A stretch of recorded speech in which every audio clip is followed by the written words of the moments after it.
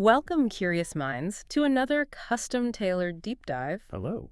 Today, we're peeling back the layers on a topic that's, well, foundational to our health and well-being, the intricate, high-stakes world of building and expanding GMP pharmaceutical facilities. Yeah, intricate is definitely the word for it. It's a journey that, it goes far beyond just bricks and mortar. It deeply impacts the quality and safety of the medicines that ultimately reach all of us. You're absolutely right. This isn't merely about construction. It's about embedding quality from the very ground up, meticulously navigating complex regulatory landscapes, and perhaps most crucially, fostering the right culture from day one is huge. So in this deep dive, we're going to explore what it's really like to lead quality assurance during a GMP site build or, say, a major facility expansion. Exactly. We're drawing on invaluable insights from qualified persons, QPs, and quality leaders who've, well, lived through these truly transformative, often quite grueling projects. That's our mission today. For you, our listener, maybe you're prepping for a critical meeting on a new facility. Yeah, could be. Or perhaps catching up on the nuanced challenges of this specialized field.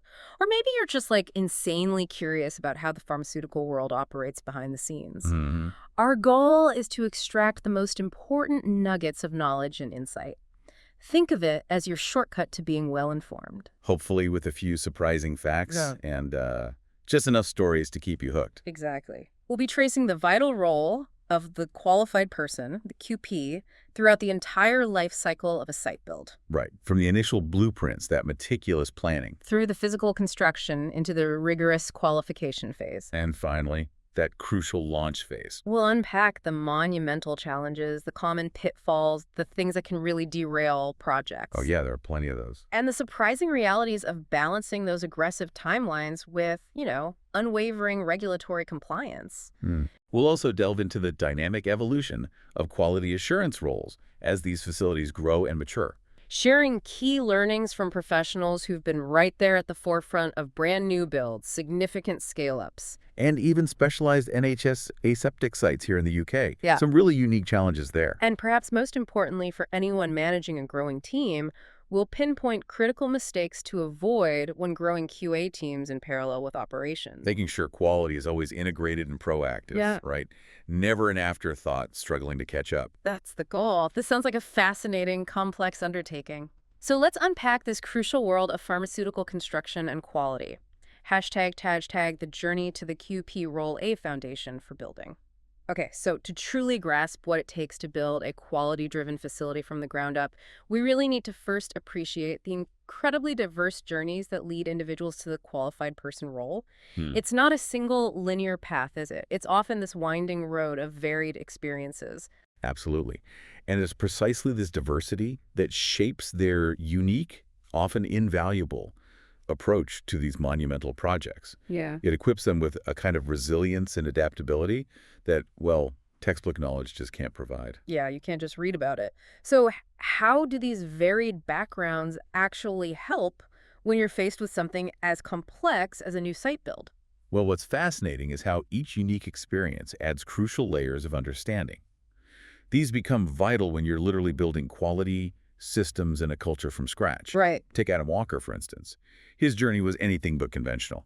He moved from NHS Technical Services and Manufacturing, Okay. then into a small industry contract development and manufacturing organization, a CDMO, Okay. industry side. And eventually made his way back to the NHS. This wasn't just, job hopping. It felt more like a strategic acquisition of different skill sets and perspectives across totally different operational models. Tell us more about Adam's path then. What were some of those key stops that really shaped his perspective on quality and operations? Well, Adam started a small specials manufacturing facility. These are sites producing unlicensed medicines tailored for individual patients. Right. Often when there's no licensed alternative, very specific needs. Exactly. Oh. So he got hands-on experience in clean rooms making these extemporaneous patient-specific products. That early direct exposure to the technical hands-on side was incredibly formative. Gave him a real feel for it. Yeah, a tangible understanding of clean room dynamics and the immediate impact of quality. Then he moved to Newcastle's RVI, one of the larger NHS facilities. That's a big step up. Huge. It gave him deep exposure to lots of different manufacturing techniques, non-sterile products, sterile manufacturing, both aseptic processes. Where things are made super clean without final sterilization. Right. and terminally sterilized methods, where you sterilize it in the final container. He also gained invaluable experience with critical support systems, autoclaves, WFI systems, Water for injection, yeah, crucial stuff. and even complex air handling units, which are just foundational for maintaining a GMP environment. So that knowledge, seeing the practical application, must be invaluable when you're designing or overseeing systems in a new build. Absolutely. Yeah. You know what can go wrong? What works? So he built this solid technical base in the NHS, but then he took a significant turn into the commercial world. Which must have offered a completely different set of pressures and insights, right? Precisely. After his post-grad diploma, he left the NHS, went into industry as a trainee QP. What's interesting is he rotated through loads of departments, QA, labs, technical team, Got a broad view. and actually ended up working as a production manager for a bit because of personnel changes. Oh, wow. Right in the thick of it. Yeah, and while he admits it might not have directly, fast-tracked his QP journey on paper for the Viva exam, Right. it gave him this invaluable on-the-ground insight into the day-to-day challenges production faced. And critically, it exposed him directly to the commercial world. Like managing client relationships, budgets. Exactly. Client relationships, contracts, new technology development, things you rarely see in the same way in NHS organizations. So that breadth, seeing both public and private sectors, different products, different roles, that's a huge asset for a new build leader. Definitely. Understanding production realities, not just theoretical compliance, is paramount. He eventually returned to the NHS, took an unlicensed facility through to licensure before getting his QP qualification in 2020. That full circle is quite unique. It really underscores the value of breadth over narrow specialization, doesn't it? It's not just the technical knowledge, but understanding those different operational realities and how they impact quality. Now, Rebecca Rutter also highlights diverse experience, but her journey was almost a mirror image in some ways. Started cutting edge, then went traditional. Indeed. Rebecca's career began right in the cutting-edge ATMP space, advanced therapy medicinal products. The really complex biologics, often patient-specific. Exactly. Taking novel R&D concepts through to first-in-human clinical trials. So working with complex biologics, often single-patient batches where the science is still evolving, processes aren't standardized yet. By uncertain. Very. But then she made a deliberate strategic move to GSK to learn about traditional pharma making, as she calls them, little white pills. Yeah, quite the contrary. It really was. This opposite journey allowed her to appreciate both the tight, decades-honed controls of traditional processes and the unique challenges of new biologicals, where parameters might be less defined, risk profiles totally different. So she got both perspectives. Right. And her experience culminated in setting up a greenfield ATMP manufacturing site for cell therapy. Took it right through the regulatory process to clinical trials. Wow. That highlights massive adaptability, doesn't it? Across product types, but also that strategic thinking to get a holistic view. Essential for managing a new facility build. Absolutely essential. Yeah. And then you have Chris Howell with, 30 years in pharma? Impressive career. Consumer health, nuclear medicine, clinical products. A huge range. And his motivation for becoming a QP adds another layer. What drove him? It was rooted in wanting to be the ultimate decision maker on quality, to steer it, and fundamentally to protect the patient. The end user. Always. He talks about the great intellectual challenge of complex problem solving, and crucially, knowing when you have to say unequivocally, guys, we've got to stop now. That's a tough call to Risky. make. Huge responsibility. Immense. Especially in a new build where everything's untested. His passion for nuclear medicine, where you've got incredibly short half-life products. Like hours. Sometimes less. It meant no time, heavy lifting, but a very visible patient impact. It really solidified his purpose. Thinking on your feet, innovating under extreme pressure. Exactly. For him, the QP role offers that profound satisfaction of truly doing something useful for the patient. That deep commitment, combined with problem solving under pressure, seems to be a common thread for QPs who excel in new builds. So for you, our listener, the core takeaway here is clear. QPs leading new site builds bring this wealth of diverse hands-on experience. It's not just theory. Right. Their nonlinear journeys forge this unique blend of resilience, adaptability, and that crucial on-the-ground understanding, which theoretical knowledge just can't replicate. It's a bedrock for tackling the chaos of a new facility project. Okay, so we understand the depth of experience QPs bring. Now let's dive into the specifics. What makes a new GMP site build such a unique beast? It really is different. It's not just construction. It's this marathon of regulatory hurdles, planning, intense commercial pressure, and often lots of unexpected setbacks. And Chris Howell is a specialist in this. 6 or 7 projects in the UK, more globally. He's seen a fair bit then. He really has. Probably prevented even more problems than he's solved. So let's start with the basics. Why exactly does a pharma manufacturing site need a license? What's involved in actually getting one? It sounds formidable. It is. And it's not a mere formality, it's a fundamental legal requirement. Essentially, it's a binding contract with the government, with the MHRA here in the UK. Right, the Medicines and Healthcare Products Regulatory Agency. Exactly. And this license is incredibly specific. It defines the exact types of products you'll make: sterile, non-sterile, biological. The facility layout itself. Down to the layouts, yes. And every single activity you'll carry out. Raw material receipt, manufacturing, packaging, QC testing, QP release. All of it. And you can't do any of that until the license is granted. Not legally, no. Yeah. It's the absolute cornerstone, the essential gateway. Mm. Without it, your multi-million-pound investment just sits there idle. And the MHRA has significant enforcement powers. Okay, so it's the critical path. Now, Chris breaks these massive projects down into 3 distinct phases. That's right. He outlines the build phase, the physical structure, the complex infrastructure, the core systems getting established. Bricks and mortar, pipes and wires. Pretty much. Then the intensive licensing phase, where you meticulously prepare everything, the facility, processes, quality systems for that regulatory inspection and approval. Getting ready for the exam, basically. A very high-stakes exam. And finally, the often forgotten but equally critical optimization phase that kicks in after you get the license. Okay. It doesn't just stop when you get the certificate. Not at all. Yeah. And each phase has its own formidable challenges, needing different skills, different focus. Let's dig into the build phase challenges first. Go on. Design and user involvement. Chris is emphatic about this. Getting the design right from the absolute start is paramount.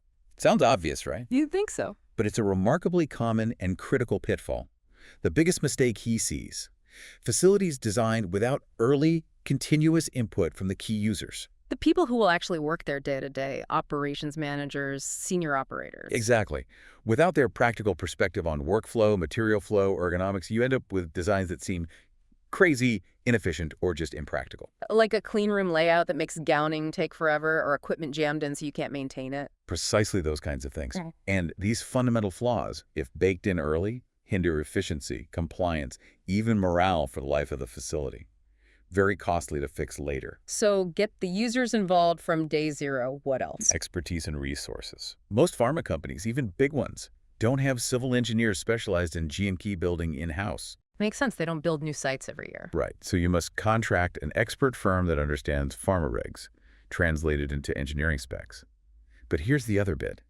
Vital QA and validation resources, and even the initial core production team. The people needed to qualify everything and write the documents. Yeah, they're often not adequately budgeted for in the initial project plans. Seriously, that seems like a massive oversight. It is. It immediately creates a deficit of critical people needed not just for the build, but for qualification, documentation, readiness for inspection. They're essential, not nice-to-haves. Okay, design flaws, resource gaps. What about time? Everyone wants things faster. The timeline trap. This is huge. A typical new facility build and registration takes about 2 years, give or take. Okay. But most organizations, driven by commercial pressure, are overly ambitious. They try to condense it. Squeeze it into 18 months, 15 months. Exactly. Chris states unequivocally, you can't really do it. It's too difficult. And he gives a concrete example. For a sterile facility, you need a minimum of 3 to 6 months of environmental monitoring after the build is complete and systems are running. You can't rush collecting that stability data. You literally cannot speed it up. So rushing the initial planning, shaving off months, leads to unrealistic expectations, forces corner cutting. And probably causes bigger delays later anyway. Invariably. Longer, more costly delays. Haste makes waste on a massive scale. Right. One more build phase challenge. Your contingency is king. Unlike smaller projects on existing sites, a new build must have significant time and cash contingency built in from the start. How much are we talking? Ideally, Chris suggests, between 10 and 20% for both. He notes this is unusual for some in the industry, used to tighter operational budgets. But essential for a new build with all its unknowns. Absolutely. Without that buffer, projects inevitably hit severe budget overruns and timeline issues. Yeah. Think supply chain disruptions, unexpected ground conditions, regulatory clarifications, engineering snags. Stuff happens. Stuff always happens on a big build. You need that cushion to absorb the shocks. Wow. It paints a vivid picture of the sheer complexity before you even think about making a product. Ignoring these foundational challenges just sets you up for failure, doesn't it? Completely. Millions of pounds and years down the drain, potentially. Right? So once the physical build is theoretically complete, the last screw tightened. The paint's dry. You enter the incredibly intense, nerve-wracking licensing phase. This isn't just showing off your shiny new building. No showroom tour, then? Well, maybe a quick one. Yeah. But it's really about demonstrating a fully functional, compliant pharmaceutical operation to the regulators, the MHRA. So proving it actually works as intended? Exactly. The primary objective is to demonstrate beyond doubt that your facility and all its quality systems aren't just theoretical, but truly operational and compliant in practice. This is where the rubber meets the road. Okay, so for that MHRA inspector walking in, what does ready actually look like? What specific evidence are they really hunting for? It means having robust, unimpeachable, demonstrable data. Tangible proof your systems are alive and well. Like what kind of data? You need to show your environment's under control, months of monitoring data. Your equipment is fully validated and performing as expected, loads of reports there.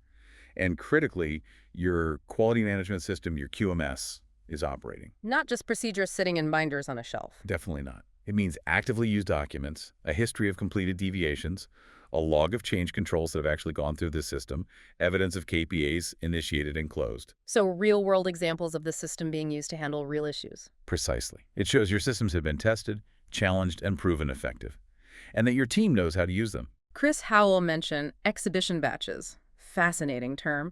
What are they and why are they so important for this? Yes. That's a truly insightful concept. It gets right to the heart of proving your QMS in action. So you actually make product. Yes. You need to make a few batches of product, specifically to present to the inspector as tangible proof. Maybe not for commercial sale, but real batches. And what do you show them about these batches? You show them everything that happened, any deviations that occurred, maybe a minor equipment issue, a slight OS. Out of specification result. Yeah. And then you demonstrate how that deviation was logged, investigated, resolved within your QMS. Yeah. You might highlight changes put through change control to improve a process based on these early runs. Yeah. Or procedure updates you implemented. So it shows you can not only make the product, but also manage quality incidents using your new systems. Exactly that. It showcases a dynamic, responsive, compliant QMS, not just a static theoretical one. It proves you're in control. Okay, now here's where it gets really tricky and potentially very costly. The immense pressure to call for that inspection too early. Oh, absolutely. This is a huge dilemma. Senior management, they've invested millions, face delays, they're desperate to launch. So they're pushing the team. Are we ready yet? Call them in. Constantly. Yeah. It's natural, but extremely dangerous. Chris gives very strong, battle-hardened advice. Don't go early. What happens if you do, if you're not truly ready? He says if you invite the inspector before you're genuinely, demonstrably ready with those exhibition batches, the working QMS, they'll become, in his words, pretty cross. Uh-oh. You don't want a cross inspector. Definitely not. And you risk falling to the very bottom of the pile for their rescheduling. Meaning they usually won't come back for another 9 months to a year, maybe longer. A year delay just from calling them too soon. Potentially, yes. Effectively adding a full year to your project timeline, plus all the holding costs of an idle facility. Salaries, utilities, debt. It's a huge danger. Managing that internal pressure is paramount for the QP and project leads. So how do you manage that? How do you know when you're ready and convince management to wait? You have to stick to your guns. Communicate a clear, realistic plan, define exactly what ready means with tangible metrics, and often you engage external help. Like consultants, ex-inspectors. Exactly. Get them to conduct rigorous mock inspections. They provide that vital, unbiased kick-the-tires assessment. They'll tell you honestly if you're not ready. They will. And crucially, what specific steps you need to take. They won't give a pass, but they'll indicate if, by doing X, Y, and Z, you should be okay. That objective view must be invaluable for making that final call. It is. It gives you the evidence and the confidence to push back against internal pressure if needed, preventing that potentially catastrophic setback. So for you listening, the key insight is strategic patience and thorough preparation. Rushing the inspection can backfire dramatically. Huge delays, huge costs. Mm. It really highlights the QP's critical role in safeguarding the project's timeline and budget, not just compliance. Okay, so beyond the blueprints, the validation reports, the regulatory checklists, what often truly makes or breaks a new facility is the people. The human element. The team's ability to adapt, collaborate, internalize a completely new way of working.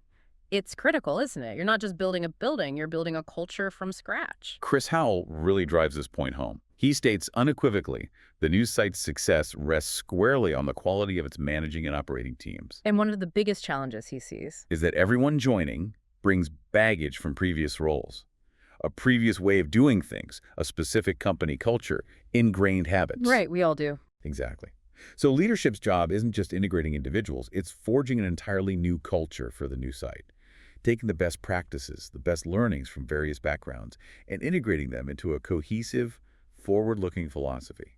It's a profound undertaking. That sounds like an immense shift in mindset for everyone involved, from the shop floor right up to senior management. What are some practical challenges of that? Well, imagine coming from an established site where the QMS is routine, a well-oiled machine. You know where everything is, how everything works. Right. Starting a new facility means the QMS isn't fully operating. It's being built and refined in real time. You might have a deviation procedure written, but no change control system active yet. Or half your equipment's validated, the other half isn't installed. That must feel quite chaotic or unsettling for people used to established systems. It can be incredibly scary and disorienting, that GMP go-live date period. Leadership must manage this really carefully clear guidance, robust training, consistent support as processes come online, often incrementally. And the nature of the work changes too, doesn't it? Dramatically. Chris puts it well. Yeah. An established site is about keeping the train running. A new site is about getting to the station in the first place. Building the track as you go, almost. Exactly. Roles evolve significantly. People might move from construction oversight to validation protocol writing, then to operational readiness or batch manufacturing. You need huge flexibility, an agile mindset, willingness to learn on the fly under pressure. It sounds like you need exceptional leadership. How do you structure that leadership team for success in such a dynamic environment? Chris's strong preference is to have at least two key people leading. One focused on operations, the how to make it, and another on compliance, the how to make it right, working hand in hand. Two heads are better than one? Definitely. Ideally three, including a dedicated project manager for the timelines and Gantt charts. He stresses it's just too much for one person, no matter how good they are. And crucially, Have at least one person in that core leadership team who has done it before. Someone with direct experience in new site builds. because it's fundamentally different. Fundamentally different. He shared that building his first site alone was incredibly tough, pushing him to his limits. He flatly says he wouldn't recommend it to anyone. That prior experience is irreplaceable. Okay, so experience is key in leadership. What about recruiting the wider team? What qualities are you looking for? Beyond technical skills, Chris advises recruiting for openness for change, ability to deal with changing priorities, and overall agility. People who need rigid structures might really struggle. Makes sense. He also notes a pragmatic reality. The people who excel at building the site, the problem solvers, innovators, adapters, might naturally move on once its operational and routine sets in. And companies shouldn't be alarmed by that. No, it's often natural. They're drawn to the startup excitement.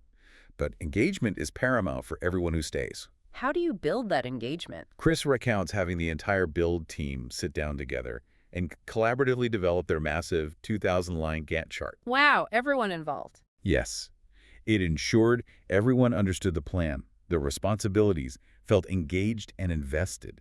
In a new build, unlike an established site driven by mature systems, you're relying on the people.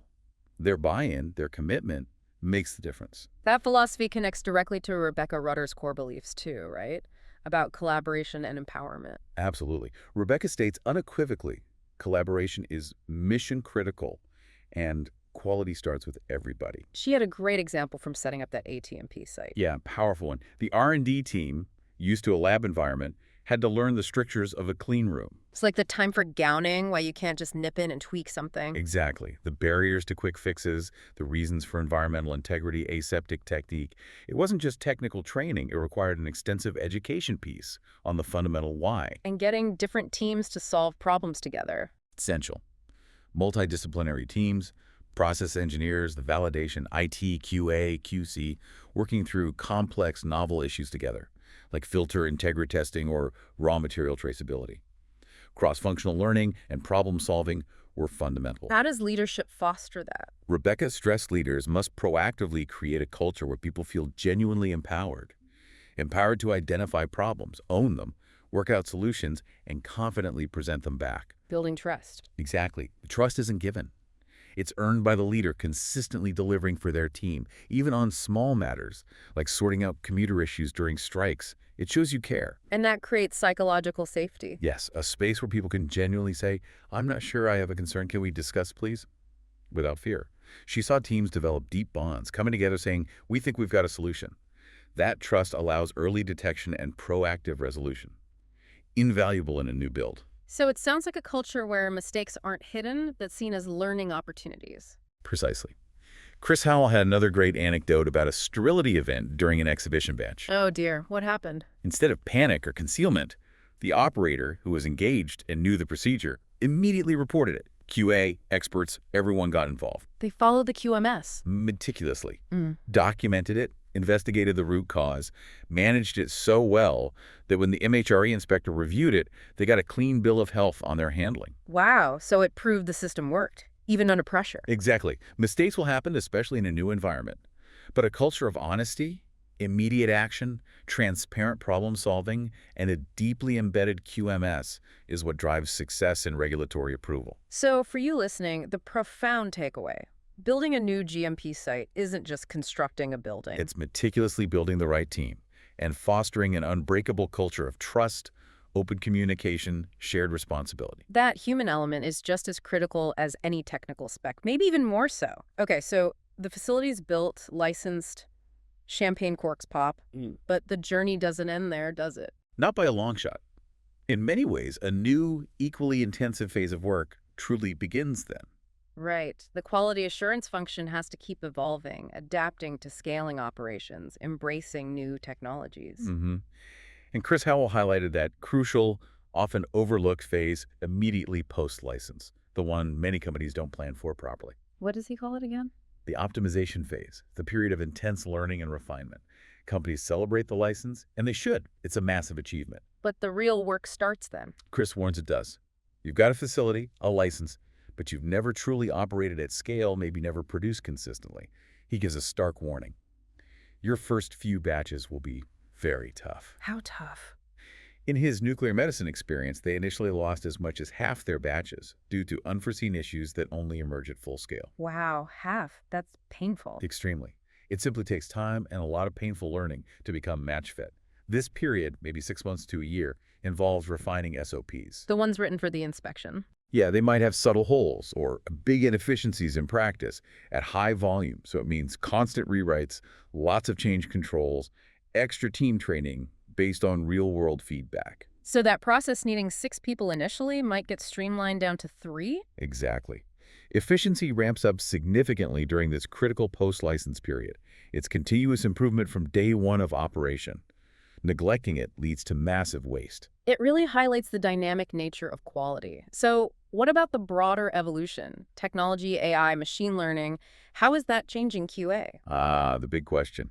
Adam Walker, leading development and innovation in the NHS, has fascinating insights here. He acknowledges the struggle of deploying constantly evolving systems into a validated environment. Yeah, that's the core challenge for pharma, isn't it? Needing fixed, qualified systems. It is.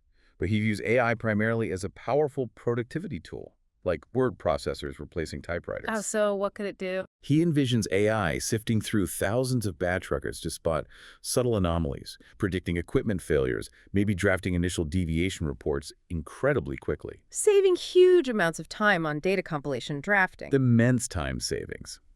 But he stresses it still requires a knowledgeable human to challenge the output.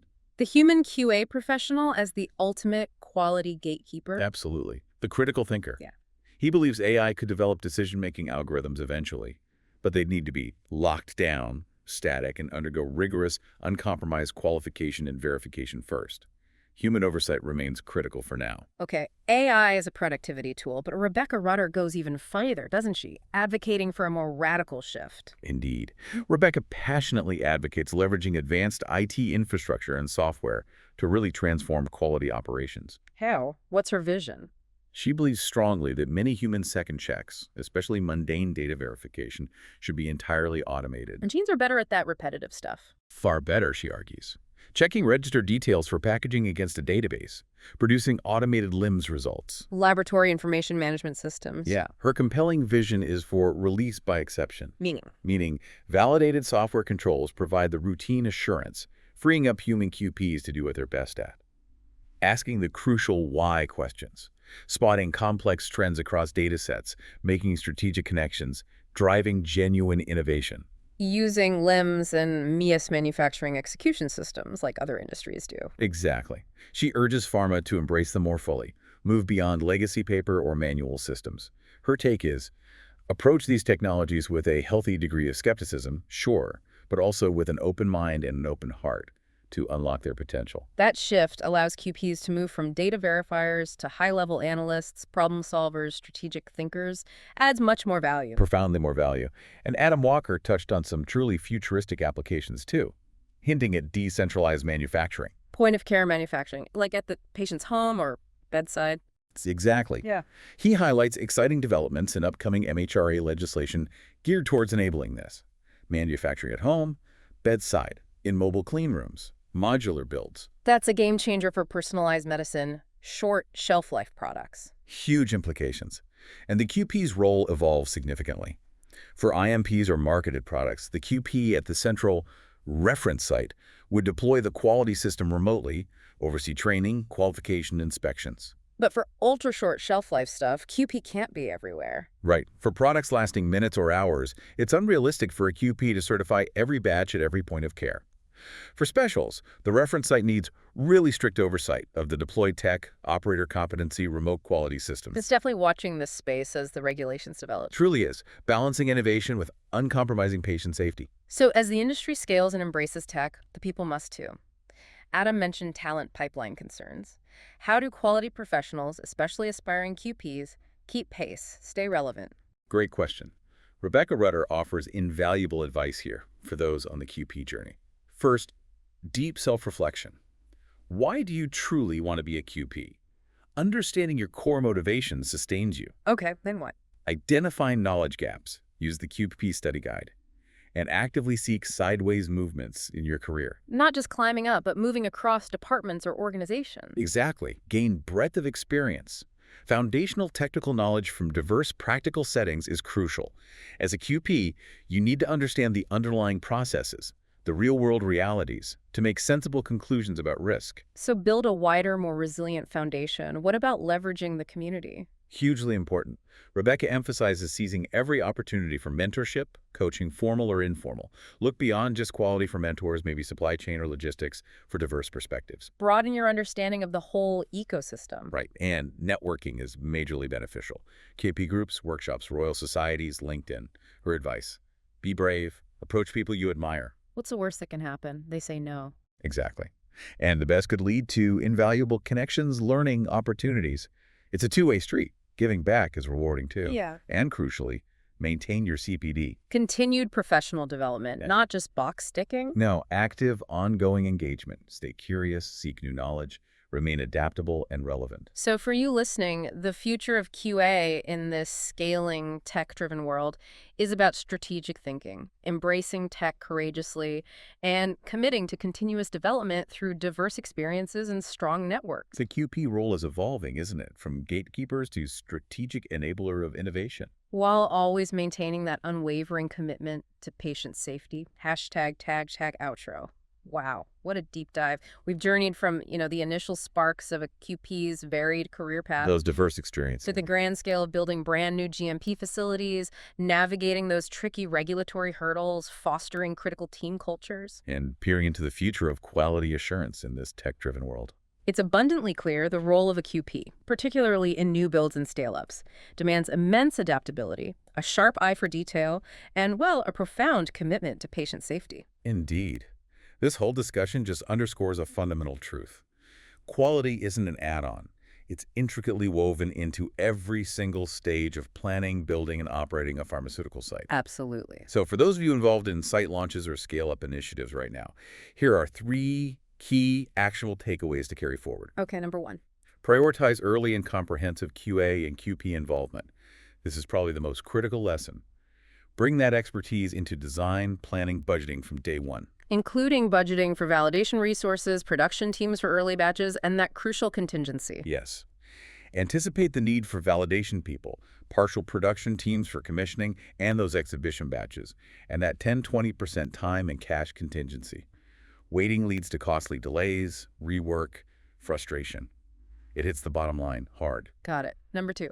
Cultivate a culture of openness, trust, and empowerment. Understand a new build needs a distinct culture, agility, trust, open communication. Empower your teams to identify problems early, propose solutions, embrace changing roles. And prepare them for that post-license optimization phase. Definitely. Prepare them for it. Those initial challenges aren't failures. They're vital opportunities for refinement, process improvement, and real efficiency gains. It's part of the process. Okay. And the third takeaway. Embrace technological evolution with a critical strategic mindset. Actively explore how new tech AI, advanced software like LIMS, MES, can automate mundane tasks. Move towards release by exception. Freeing up human QPs for higher-level thinking. Exactly. Critical thinking, complex problem solving, strategic analysis. Stay relentlessly curious, continuously upskill your teams, leverage networks to navigate this changing landscape, keep quality at the forefront of innovation, not lagging behind. Fascinating, actionable insights. It really isn't just about compliance, is it? It's about making the impossible possible for patients. Ensuring vital medicines reach those who need them, safely, efficiently, with unwavering quality. At the end of the day, that's what it's all about. Which leads to a final thought, a question perhaps for you, our listener, to consider. In the face of this ever-evolving technology and the increasing complexity of global pharma supply chains, what specific, maybe unexpected skill will you prioritize developing to become an even more impactful quality professional in this next wave of pharmaceutical innovation? Something to ponder. We hope this deep dive has provided you with valuable insights and maybe sparked some new avenues for your own learning journey. Thank you for joining us. Thank you.